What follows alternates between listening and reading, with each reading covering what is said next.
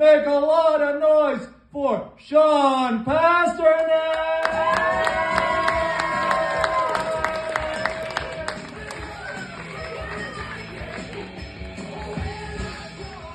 How's everyone doing tonight?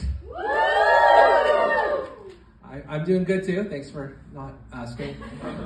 So this is obviously my first time doing any stand-up comedy in front of a live crowd, but I think things are already going quite well.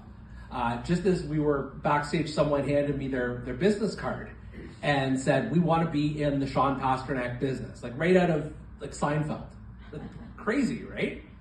Who knows where it'll go, but we exchanged our information, gave like my email address, my phone number, sent him a dick pic, which I guess is an industry standard. Come to think of it, he never said he was an agent. So anyways, I'm gonna make an awkward transition to the fact that I have something called Selective Eating Disorder, which sounds terrible, but really it gets me everything that I want anyways. What I'm about to tell you is 100% true. No names have been changed to protect the innocent. I'm the only name involved, so you probably would have figured it out pretty quickly anyways. This goes back to when I was very, very young. I was 3 years old, and all of a sudden, whoosh, something went off in my brain, my little toddler brain, where I was no longer eating food that you normal people might be eating. And what do I mean by that?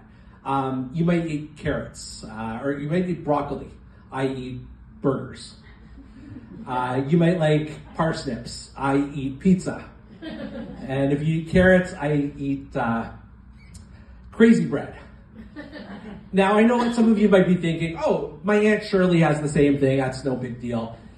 First of all, I really doubt you have an Aunt Shirley, so let's cut the bullshit. But also, it is a big deal. You know, like when, I guess when I was 3 years old, it was funny, it was kind of quirky. I'm gonna be 53 this year, and it's starting to lose a little bit of its quirkiness. For example, when we all go out to dinner, I have to have a special meal, like an infant. So here's the pasta primavera, who are the shrimp scampi, and the peanut butter sandwich. Who's that? I realized that this type of diet is not altogether healthy. So over the years, there are a few things I've done to try and get off of Fatkins. When I was a kid, my parents took me to the family doctor and said, like, this kid you gave us is broken, like, what do we do here? Doctor said, oh, it's a phase, he'll get over it. Now, I am not a medical professional, I don't claim to be, but I would have to stipulate that 50 years is not a phase. I also went to a nutritionist, and I told her about how every Happy Meal was a sad meal. And she was like, just like, eat some fucking vegetables, you man-child. She wanted me just to have a balanced diet. It's, oh, why didn't I think of that? That's like calling the fire department and telling them your house is burning down and them telling you, oh, have you tried extinguishing it? Have you tried adding water?